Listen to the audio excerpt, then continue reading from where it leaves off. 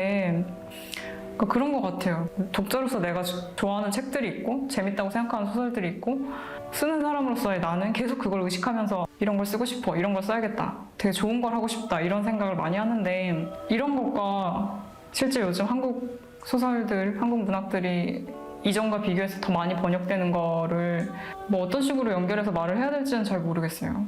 각자 뭔가를 열심히 해서 그런 걸 수도 있고 또 번역원이나 뭐 기타 어떤 에이전시들이나 어떤 이런 거를 연결해 줄 수 있는 것들의 역할도 있을 수 있고 혹은 모든 것이 이전과 똑같은데 어떻게 하다 보니 잘 된 걸 수도 있고 그냥 여러 가지가 있을 수 있을 것 같은데 제가 가까이 느낄 수 있는 제가 좀 몰두할 수 있는 지점에 대해서 말하자면 그냥 그런 것 같아요. 잘하고 싶다라기보단 좋은 걸 하고 싶다고 생각하는 거.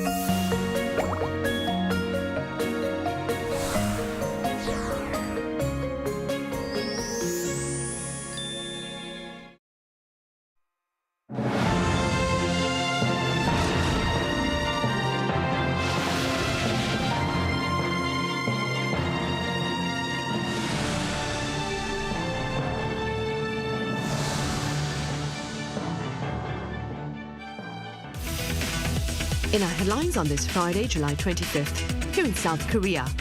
South Korean trade officials are in Washington, D.C., seeking a trade deal with their counterparts in the Trump administration ahead of the August 1st deadline on the pause on country-specific tariffs.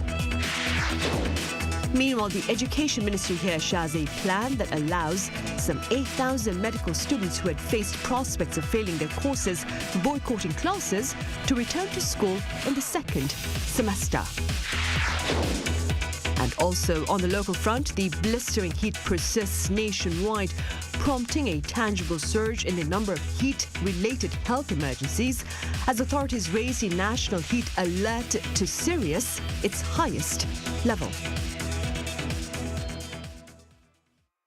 South Korea has about a week to seal a tariff deal with the U.S. ahead of the August 1st deadline imposed by the latter. Our Moon Hae-ryun reports.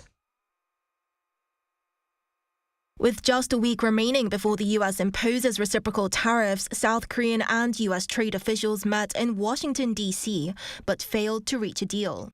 On Thursday local time, Industry Minister Kim Jong-un and Chief Trade Negotiator Yeo Han-gu held an hour-long meeting with U.S. Commerce Secretary Howard Lutnick. The meeting had originally been scheduled as a high-level session involving both countries' trade and finance ministers, but was abruptly changed after U.S. Treasury Secretary Scott Bessent cancelled due to scheduling conflicts. South Korea's Trade Ministry said that Seoul proposed deepening cooperation in manufacturing in sectors such as shipbuilding, semiconductors, and batteries, and urged that tariffs, especially on automobiles, be reduced.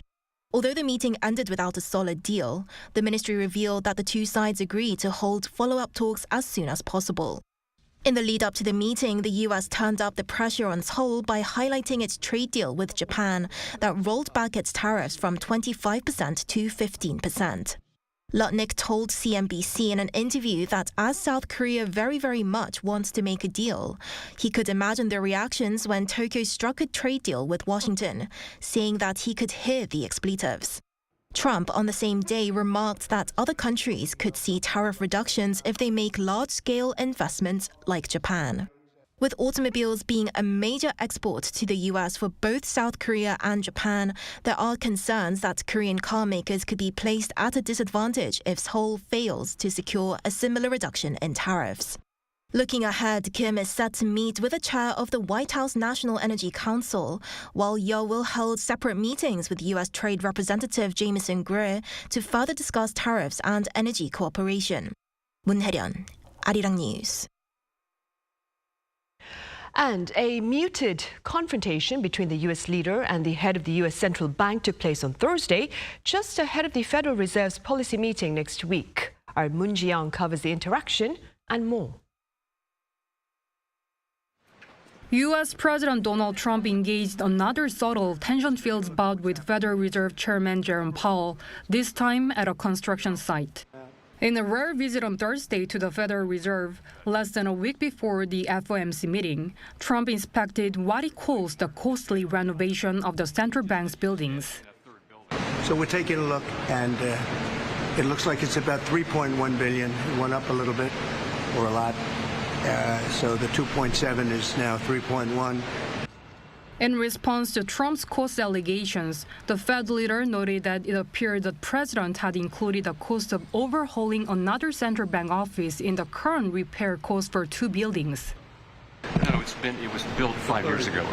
We finished Martin 5 years ago.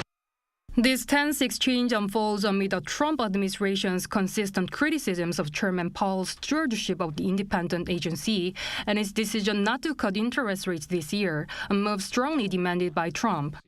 Trump reiterated his stance that the Fed position on interest rates was hindering economic progress. He stated that, Well, I'd love him to lower interest rates, but other than that, what can I tell you? The country's doing really well. after the visit, Trump said it was not necessary to fire Powell, although he has previously raised the possibility of getting rid of the Fed leader. President Trump has explicitly called for the Federal Reserve to lower key rates by 3 percentage points. However, the U.S. Central Bank has held interest rates in the 4.25% to 4.5% range throughout the year as it monitors the potential economic impact of tariffs. Presidential visits to the Federal Reserve are uncommon, with former President George W. Bush's visit in 2006 marking the last such occasion before this event. Moon Ji-young, Arirang News. Meanwhile, back here in South Korea, a new study schedule has been proposed for medical students whose prolonged protest against the former administration's healthcare reform has disrupted their original academic timetable. Our Park Gun-woo has details.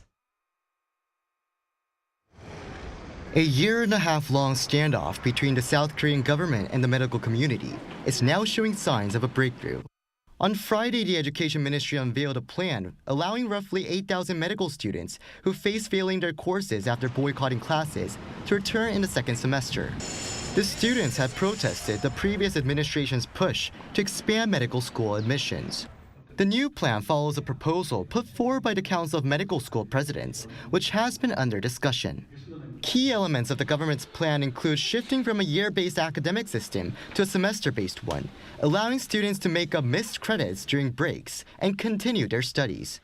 Graduation timelines for third-year students will now vary by school, with options in either February or August of 2027. As the duration of clinical training varies by university, those graduating in February will be able to graduate one semester earlier. Additional national medical licensing exams will also be scheduled to accommodate returning students that graduate this August. The government on Friday also held the first disaster response meeting on the collective resignations by doctors since President Lee Jae-myung took office. Second Vice Health Minister Lee Hyung-won expressed deep regret over the prolonged disruption to healthcare services. He reaffirmed the government's commitment to a people-centered medical reform built on dialogue and trust with the medical community. The minister added that both the new administration and the medical sector are beginning to take steps toward rebuilding trust, emphasizing efforts to listen to feedback directly from the field. With these developments, a once tightly knotted standoff now appears to be slowly unraveling. Park Gun-woo, Arirang News. And President Jae-myung has pledged to make workplaces safe to ensure, quote, no one dies. The pledge was made earlier on this Friday during his visit to an SPC Samlip bread factory in Gyeongju province, where an accident in May killed a female employee, sparking much public outrage. Noting that he himself was once a factory worker, the human rights lawyer turned president called for practical measures to reduce the death rate at workplaces here in South Korea, which is said to be notoriously high among OECD members. He also asserted that no cost consideration can justify the neglect of workplace safety and human life.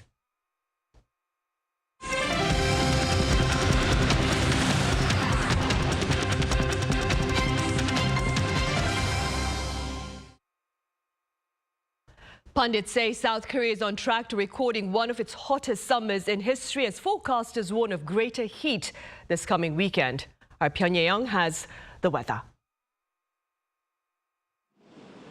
The Ministry of the Interior and Safety announced on Friday that its national heatwave alert level has been raised to serious, its highest level. The serious level is issued when over 40% of the country is expected to experience a daily maximum perceived temperature of 35 degrees Celsius or higher for more than 3 consecutive days. Level 1 of the Central Disaster and Safety Countermeasures Headquarters was also activated as of 2 p.m. A heatwave warning was issued for all of Seoul and many parts of the country on Thursday, with the capital back under the highest level notice for the first time in 11 days. According to the Korea Meteorological Administration, temperatures for Seoul will continue to hover in the high 30s, with Friday expected to see daytime highs of 37 degrees Celsius, 38 degrees on Saturday, and 37 on Sunday. This summer's heat has intensified more rapidly than usual, with both daytime highs and overnight lows hitting record levels. When compared to the same period in previous years, conditions have surpassed even the notorious summers of 1994 and 2018. Also, the number of days with extreme heat and tropical nights is now the second highest on record. The sweltering summer is also leading to a rising number of heat-related illnesses. According to the Korea Disease Control and Prevention Agency, a total of 107 people sought emergency treatment for heat-related conditions across the country on Thursday alone, with 1 fatality reported in Paju, Gyeongju Province. Since May 15th, the number of patients stood at 1,963, nearly 3 times higher than the same period last year. Deaths have more than tripled from 3 last year to 10 this year. Heat-related illnesses are acute conditions caused by excessive heat exposure, typically accompanied by symptoms such as headache, dizziness, muscle cramps, and fatigue. Without timely treatment, these can lead to loss of consciousness and can be life-threatening. Hyunyeong, Arirang News. In other news, 2 American lawmakers have reintroduced a bill to provide work visas for highly skilled South Koreans. Now, Republican lawmaker Young Kim and Democrat lawmaker Sidney Kamlaga on Thursday introduced the Partner with Korea Act as part of efforts to encourage greater partnership between South Korean and American businesses. The bill seeks to create an allotment of 15,000 E4 highly skilled work visas for South Koreans with specialized education or expertise. Now, the bill was previously introduced in the 113th, 116th, 117th and 118th Congresses, but to no avail. South Korea will be transferring its Nuri rocket technology to a private company. According to the Korea Aerospace Administration on Friday, it has sealed a deal to transfer core technology from the government-led space launch program to Hanwha Aerospace. Hanwha was selected after evaluation by experts tapped by the Trade Ministry and researchers from the Korea Aerospace Research Institute. Now, experts believe this deal to commercialize the country's space launch program will serve to spearhead private space ventures. On the cultural front, the venue of this year's APEC leaders meeting, Gyeongju City, is currently hosting a Korean contemporary art exhibition to commemorate the upcoming multilateral economic meeting. My colleague An Sung-jin was there. A collection of 4 of the greatest.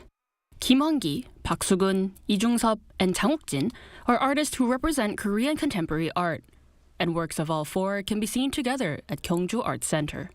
In celebration of the 2025 APEC Economic Leaders Meeting taking place in Gyeongju this fall, the exhibition, a collaboration between MMCA and Korea Hydro and Nuclear Power, puts the spotlight on Korean art. These 4 leading figures of modern and contemporary art reflect the hardships of their era as well as Korea's tradition and nature, which they show through their own unique artistic style. Kim Won-gi is known as the pioneer of Korean abstract art through his notable pieces, including mountains. His signature style of all-over dot paintings is often seen on canvases filled with blue dots. Park Soo-gun also had his own style in portraying human goodness with layers of oil paint, as seen with his painting Under the Tree. And just like Park, who illustrated the hardships of ordinary people in post-war Korea, Lee Jung-sub expressed his hardships and emotions, such as deep longing for his family, using silver foil paintings like in Family. And like all other artists, Jang also focused on the everyday aspects of life that are reflected on his canvases through simple yet clear depictions, as seen in Village. I got to see all the artists in one spot, and as someone who's interested in art, I had to see the artworks up close. Pieces from artist Kim Hwan-gi are not so easily seen, and to see the change throughout his work was moving. Through the special exhibition with all 4 artists, visitors can see the essence of Korean beauty. And the Gyeongju Foundation for Arts and Culture notes that more such events in accordance with the APEC Economic Leaders Meeting will take place to boost the city. Holding such a large-scale exhibition means a lot. Not only will it contribute to the vitalization of regional culture and art, but by hosting these exhibitions outside of Seoul and the capital area, allow local residents to explore these cultural events and boost their pride. This exhibition runs till October, so for those interested in exploring Korean contemporary and modern art, visit the historical city of Gyeongju. An Sung-jin, Arirang News, Gyeongju. An ancient Korean building believed to be a royal shrine from the Joseon dynasty has made the long journey back home from neighboring Japan. Our Choi Soo-young shares its story. Roof tiles, wooden pillars and planks are carefully wrapped one by one. A lost Joseon-era building that had been hidden behind a Japanese Buddha statue for nearly 100 years has finally come home piece by piece with nearly 5,000 wooden pots. This building, called Hanwha, is now being kept in the Traditional Architecture Elements Conservation Center in Paju, Gyeonggi-do Province. It is the first time that a full wooden Korean structure like this has been returned home. It used to be located at the very back of a famous Japanese temple called Gotokuin in Kanagawa Prefecture. It is believed that in 1924, during the Japanese occupation of Korea, the building was given to a Japanese businessman by the Joseon Industrial Bank, and from there it was moved to Japan. Later, the building was donated to the temple and used as a prayer room until it was first revealed in the 1990s by a Korean professor, Kim Jong-dong. Though Korea tried several times to bring it back, those efforts failed until last year. However, thanks to the support and strong will of Takao Sato, the chief priest of the temple, the return was made possible, ensuring the shrine could be preserved in its original home, Korea. Experts say the building may be related to royal architecture based on the unique and colorful roof tile designs, including dragons and butterflies. This feature has a striking appearance. It is usually found in palace buildings, and at Gwanoltang, 10 pillar patterns like these were installed. This shows that Gwanoltang is linked to royal architecture. There are 5 known remaining Joseon royal shrines. We think this one was also royal, but likely outside in a small palace near Gyeongbokgung. It's probably a princess shrine, smaller than those for royal concubines. Park also noted that even though the building stayed in Japan for a long time, there are clear signs that any attempts at restoration followed traditional Joseon architectural styles. The roof tiles taken from Joseon were only the original ones installed at Gwanoltang, so if those tiles were damaged, they would have had made new ones in Japan. But they copied the original Joseon's designs exactly, even though the dragon pattern is very complex to produce. Administrator of Korea Heritage Service Hamin also expressed a strong commitment to continue bringing back cultural heritage items that were taken out of the country. Currently, about 247,000 national heritage items have been taken abroad. Of these, only about 5% have been returned by repatriation or donation. We are determined to recover all items that were stolen or illegally taken. Once research are complete, the plan is to restore Gwanoltang by preserving its key parts and recreating the damaged sections using traditional methods as much as possible. Joseon-era, Arirang News. South Korea is warning against travel to areas near the Thai-Cambodian border, where deadly clashes continue for a second day. The foreign ministry here has placed districts in Cambodia and Thailand under special travel advisories as of noon on this Friday. This comes as Thailand warns the clashes could move towards war. Thailand reported 15 fatalities and at least 46 hurt, while Cambodia confirmed 1 civilian killed and 5 injured. The clashes reignite a decades-old dispute over an 800-kilometer border marked by colonial-era maps. Both sides blame each other for the military confrontation, marking their bloodiest in more than a decade.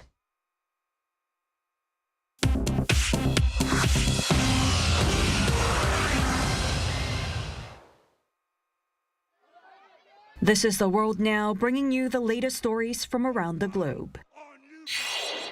French President Emmanuel Macron has announced that France will recognize Palestine as a state. The French president stated in a social media post on Thursday that France will formalize its recognition of the state of Palestine at the UN General Assembly in September in support of sustainable peace in the Middle East. Macron emphasized that ending the Gaza war, securing the release of hostages, demilitarizing Hamas, and delivering massive humanitarian aid are urgent priorities that his decision supports. The move makes France home to the largest Jewish and Muslim populations in Western Europe, the first G7 country to recognize Palestinian statehood. While the Palestinian Authority welcomed the announcement, calling it proof of France's support for international law and Palestinian self-determination, Israeli Prime Minister Benjamin Netanyahu denounced it as rewarding terror. The state of Palestine is currently recognized by more than 140 of the 193 UN member countries.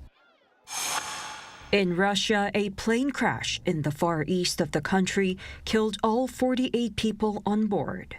The An-24 passenger plane, operated by Hanwha Airlines, was en route from Khabarovsk to Tinda with a stopover in Blagoveshchensk near the Chinese border. The plane disappeared from radar near Tinda shortly after 1 p.m. local time before rescue crews discovered its burning fuselage on a hillside. On board were 6 crew members and 42 passengers, including 5 children. Regional officials have confirmed that none had survived. The aircraft was built in 1976 and had been in service for nearly 5 decades. Despite a history of mechanical incidents, it had recently passed a safety inspection. A criminal investigation has been launched into suspected air traffic violations. President Vladimir Putin offered condolences, and the Amur region in Russia's Far East declared 3 days of mourning. UK Prime Minister Keir Starmer and Indian Prime Minister Narendra Modi formally signed a free trade agreement in London on Thursday, promising tariff cuts and increased market access for both economies. The agreement aims to increase bilateral trade by approximately $34 billion, marking Britain's most significant bilateral trade deal since Brexit. The pact reduces India's average tariff on UK goods from around 15% to 3%, including the immediate halving of tariffs on Scotch whisky from 150% to 75%, and duties on British automobiles from over 100% to roughly 10%. American pro wrestling legend Hulk Hogan died on Thursday in Florida after suffering a cardiac arrest. Hogan, whose real name was Terry Bollea, was the biggest professional wrestler of the 1980s and 90s, transforming the World Wrestling Federation, which later became the WWE, into a global entertainment powerhouse. With his iconic Hulkamania persona, Hogan won the world champion title 12 times and popularized wrestling through crossovers into film, reality TV, and pop culture. Figures across wrestling, entertainment, and politics, including President Trump, paid tribute, while the WWE described him as one of pop culture's most recognizable figures. Choi Ji-hee, Arirang News.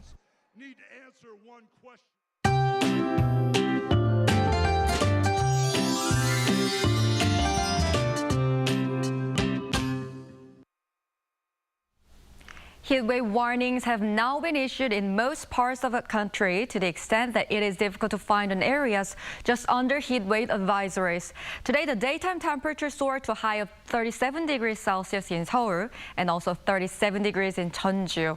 The peak of this summer heat is coming tomorrow. Tomorrow, the hottest day of the year is expected as the daytime temperature in Seoul will rise to 38 degrees. There's a high possibility of heat-related illness, so it is better to refrain from outdoor activities. If you're outside, you should drink plenty of water often. Tomorrow morning, Seoul will start off at 28 degrees, Jeju 27 degrees. Daily highs will move up to 38 degrees in Seoul, Daejeon 37 degrees, Busan 32 degrees. Due to the indirect effect of a typhoon, strong rain and winds will hit Jeju Island this weekend. That's all for Korea. Here are the weather conditions around the world.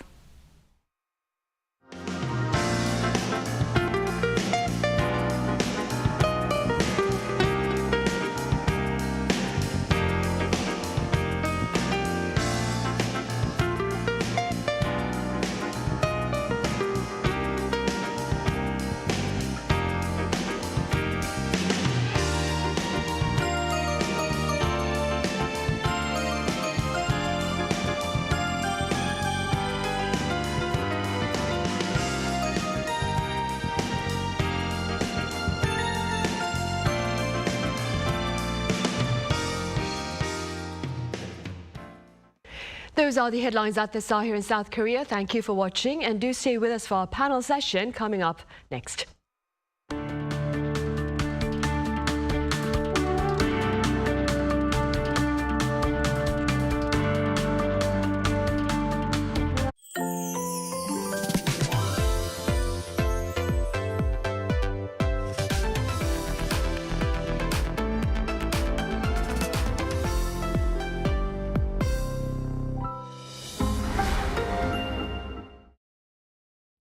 Arirang TV is conducting an overseas TV viewer survey to provide you with a better global broadcast service. Share your valuable feedback on the Arirang TV website www.arirang.com or mobile application.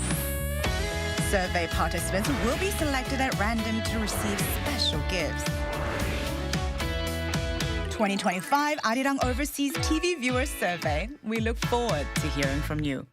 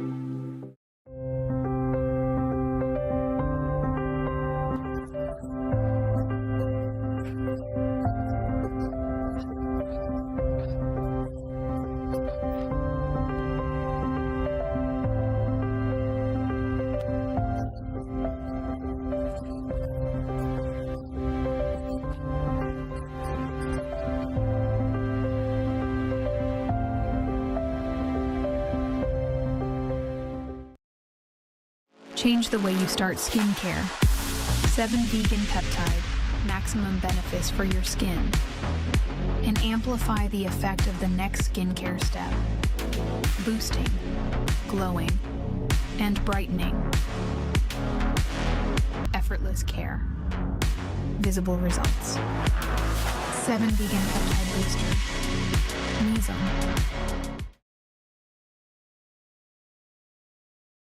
코딩을 배우고 싶어?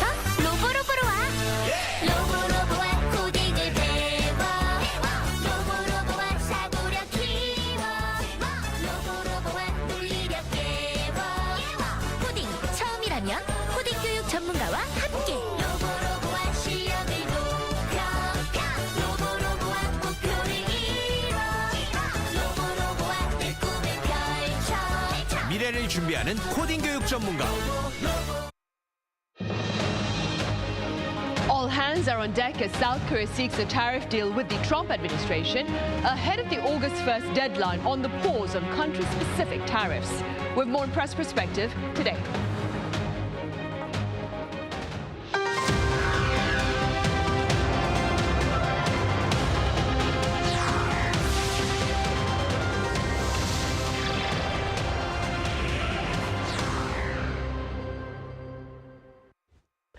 Hello and welcome to Press Perspective for this Friday, July 25th here in Seoul. I'm Min Sun-hee. So what is the latest with regard to tariff talks between South Korea and the US? To answer that question, I have Lee Ji-hoon with news agency Reuters here in the studio. Ji-hoon, welcome back. Good evening.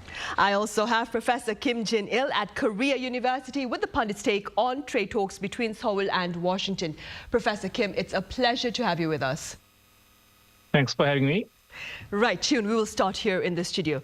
Let's begin then with the cancellation of the 2+2 trade talks between South Korea and the US that were initially scheduled to take place on this Friday over in the US.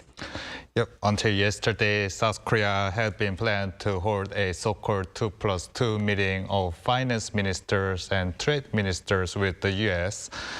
But that was cancelled yesterday, just an hour before Finance Minister Koo Yoon-chul was about to board a plane to Washington.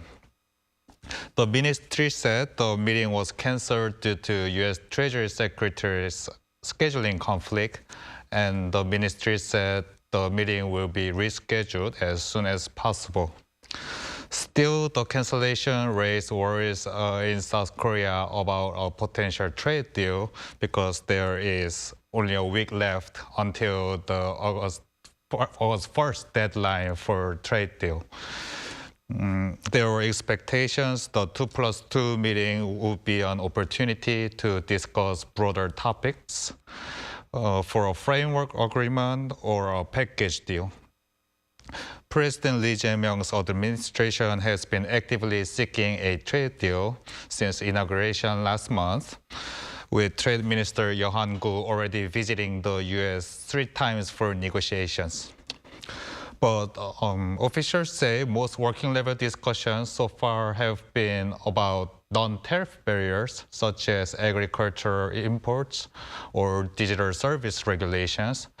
And experts say those topics were not enough, probably not enough to make an appeal to the U.S. side.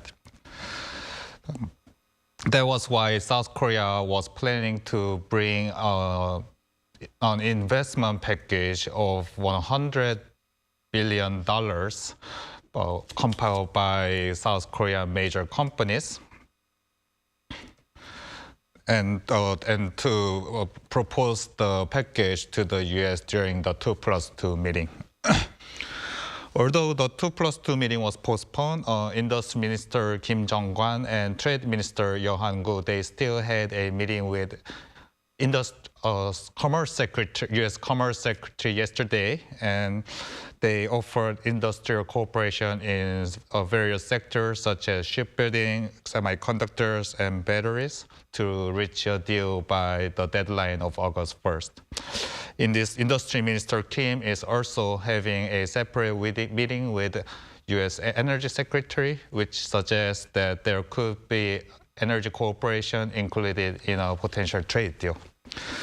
National Security Advisor Ri Sung-rak said yesterday, after returning from his trip to the U.S., that South Korea's negotiations were at an important stage and near the end. So what happens next will be important to watch. Right, for sure. Professor Kim, so South Korea, it's seeking a package deal that includes trade as well as defense. What are the prospects of such a deal in your view? So as far as we are mentioned as South Korea, people always have the other Korea in mind. That's why you mentioned defense, right? So as Ji-hoon mentioned, we include energy as well as trade, but defense is another kind of the critical part of the package deal.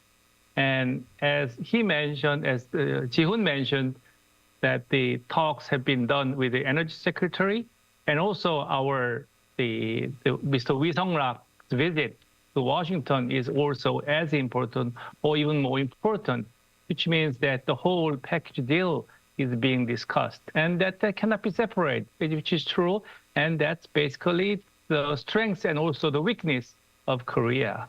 As Howard Rotning mentioned many times, U.S. knows that Korea is in a hurry, right? He used some expletives to kind of describe the Korea situation, and of course they are absolutely correct.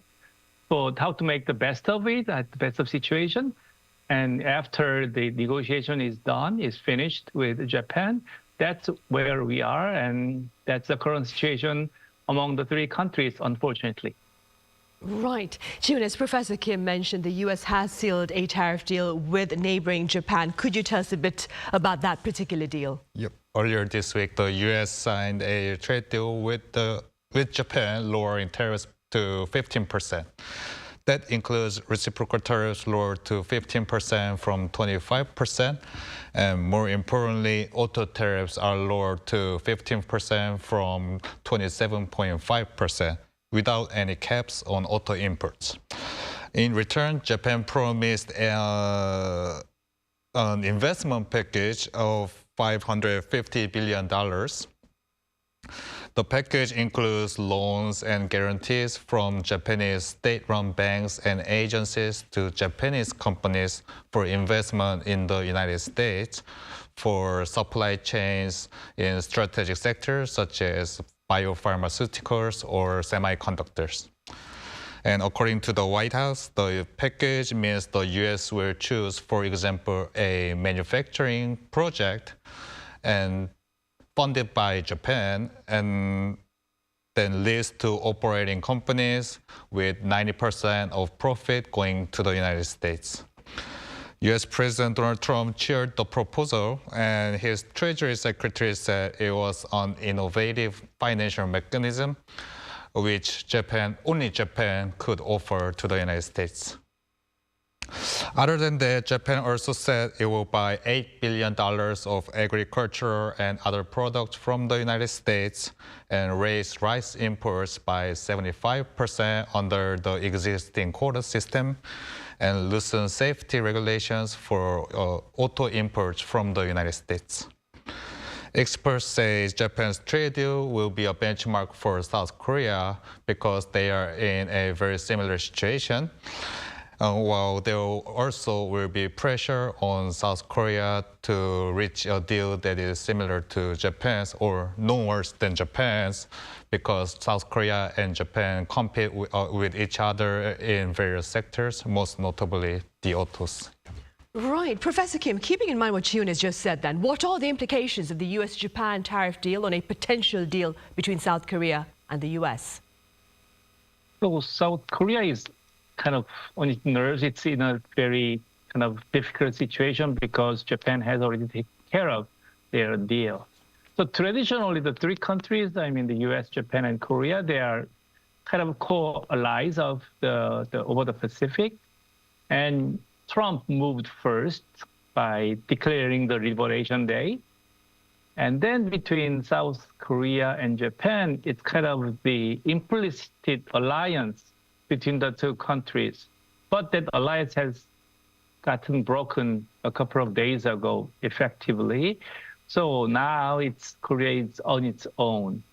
And as Ji-hoon was describing the deal, and by saying, the mentioning Trump's innovative financial mechanism.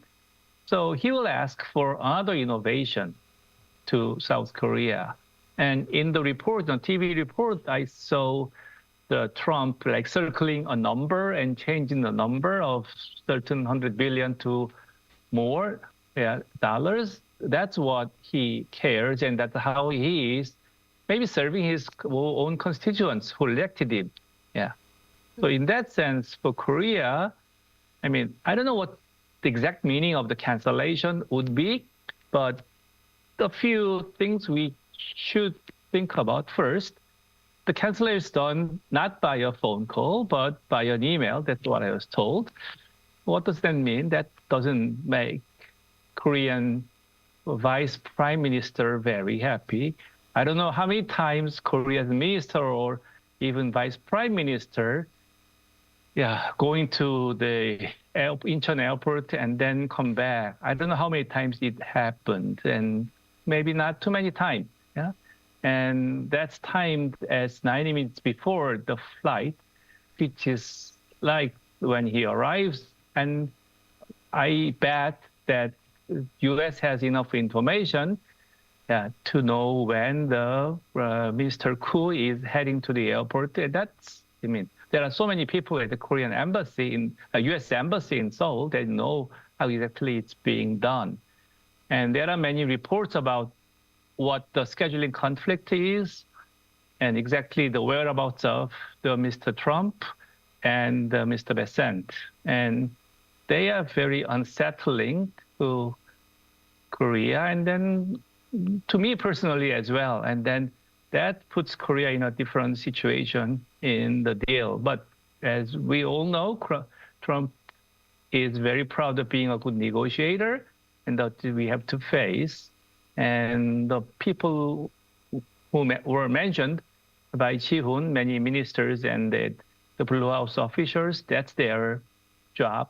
It's unfortunate that most of them have been appointed for several days or at the most a few weeks. But that's the start.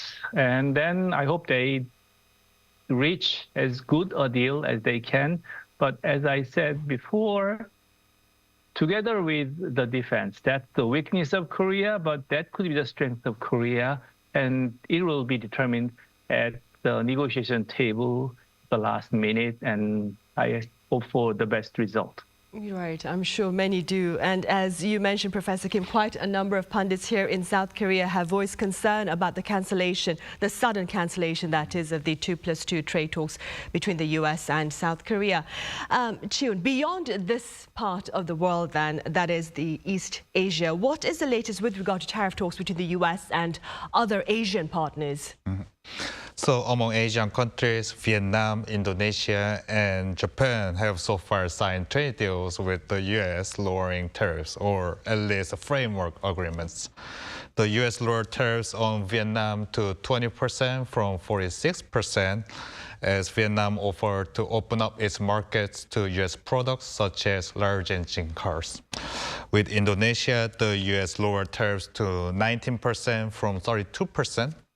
As Indonesia agreed to lower tariffs on U.S. products to 0% and agreed to buy agricultural products, energy products, and Boeing aircraft.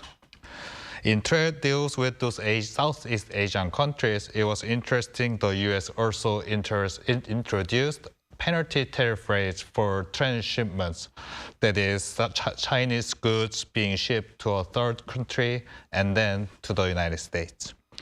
And most recently, the president of the Philippines visited the U.S. for a summit with President Trump and agreed to put zero tariff on U.S. products and increase imports of agricultural products and pharmaceuticals. President Trump, in return, agreed to lower tariffs on the Philippines slightly to 19% from 20%. Next up is China, which will have another round of trade talks next week. The U.S. and China, they had been in a trade war with tariff on each other of more than 100%, but then they were able to reach a trade truce in mid-May, significantly lowering tariffs to 30% and 10% respectively. U.S. Treasury Secretary said the meeting will be held next week to discuss a potential extension to the deadline set for China, August 12, as they continue to work toward a trade deal. So many experts are saying, with these trade deals that have come out so far, there is an indication that South Korea's trade deal with the U.S. will be similar to the tariff rates that were introduced to other Asian countries. So it will be difficult for South Korea to be granted like zero tariffs or like a free trade agreement, but it will be somewhere between 15% and 20%. Right, so tariff exemptions is going to be quite challenging for South Korea then. Professor Kim, pundits say Asia, it's a major manufacturing hub. That being said, how does the Trump administration's tariff campaign look to affect this economic reality, if you will? Yeah, as you said, Asia is the hub, and Japan, Korea, China, and now Vietnam, those are, for the last 40 years, have been the manufacturing hub for the world. And when Trump did his campaign, his first campaign now, his third campaign or second successful campaign, he kind of emphasized more and more about MAGA, M-A-G-A, the Make America Great Again. And the essence is American manufacturing great again. That's what he is looking for, and that's how he got votes from the various parts of the United States. And these trade deals will bring the factories back for sure. That's his aim, and he will achieve it. And he, or even Biden, achieved some of those already before Trump, number two. And in that sense, factories will be there, but labor should be there as well. So there are kind of two parts. One is, will Americans or American workers, are they willing to work at the factories again after 40 years of hiatus, right? And second, if they want to, would it be easy for them to adjust or adapt to this environment? And Trump's plan would be successful, and I hope it will be successful because that would be a better ending for the world. Then, if these two assumptions will be met, then the world will move back to a brighter future. But whether both will happen, I'm not 100% sure. And depending on how much the U.S. succeeds in relocating the workers into this manufacturing web, the world could move into another uncharted and uncertain territories. And then nobody knows what those territories will be like. And then in that case, how American politics would move the country, U.S., and the world into another uncharted territory. Professor Kim, staying with that sense of uncertainty, how severe do you suppose is that unknown territory for the global trade environment, keeping in mind, of course, Mr. Trump's tariff initiatives? So for now, the tariff initiative is a huge uncertainty. And what I'm worrying as much or even more is after this trade uncertainty is resolved, are we done? I hope we are done. And in that case, even if the world is at a lower point in terms of the average tariffs or the world GDP, even if we are worse off than before Trump 2.0, still that's what the world has done, or US, the election was dictating, and that we have to live with it. But will there be another wave of uncertainties, and then nobody knows how it, and that depends on politics, and sure, that's the democracy, and then, yeah. to be frank, our country have gone through various parts of democracy, and the U.S. is going through its own territory here and there. And what happens after that, when the trade deals are all done, and several months after that, we'll see the next the U.S. election, the midterm election, and the result of it, I'm afraid, may put into another influx of the uncharted uncertainties into the world, and then everybody, or including our South Korean, should be ready to adapt. And the trade deal, and then the sudden cancellation by the U.S. Treasury Secretary kind of could be one shot of good dose. I hope it'll turn out. So we have to be ready. Right. And speaking about South Korea, Jiun, what looks to be the impact of U.S. tariffs on Korea's economic growth going forward? South Korea's economy grew 0.6% last quarter, data showed yesterday, and that was thanks to rebounding consumer spending after President Lee Jae-myung voted to prioritize economic recovery. Surprisingly, exports also jumped 4.2% last quarter, which was the fastest in nearly 5 years. The Bank of Korea said it was better than expected thanks to robust demand for semiconductors. And while some companies were also front-loading their shipments ahead of tariff imposition. The Bank of Korea, however, says the impact of tariffs will be heavier in the third quarter and the fourth quarter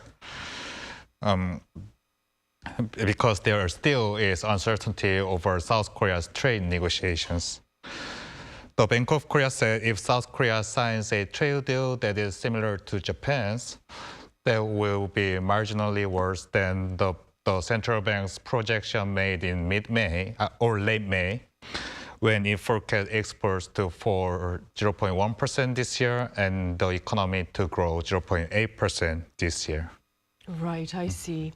All right, I'm afraid that's all the time we have. Jiun, as always, thank you so much for your time and your thoughts. Professor Kim, thank you very much for your insights today.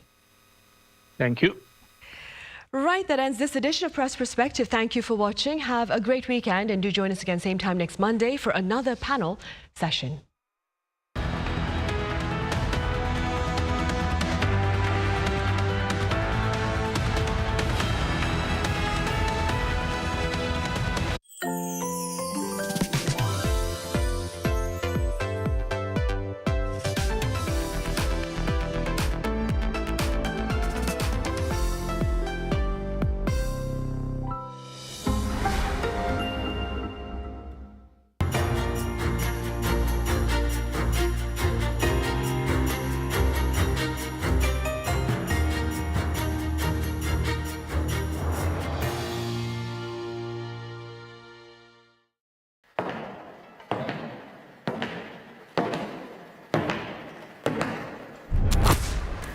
저는 만 5살에 바이올린을 시작했는데요.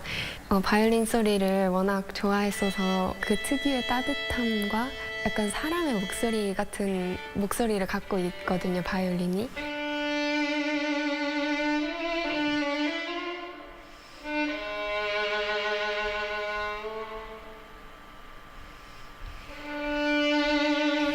저는 무대에 올랐을 때보다는 이제 혼자 연습할 때 더 큰 희열을 느끼는데 제가 표현하고자 하는 음악이 잘 나왔을 때 그때 가장 큰 기쁨을 느끼는 것 같아요. 그래서 저만의 색깔을 어떻게 하면 찾아갈 수 있을까 그걸 제일 많이 고민하는 것 같아요.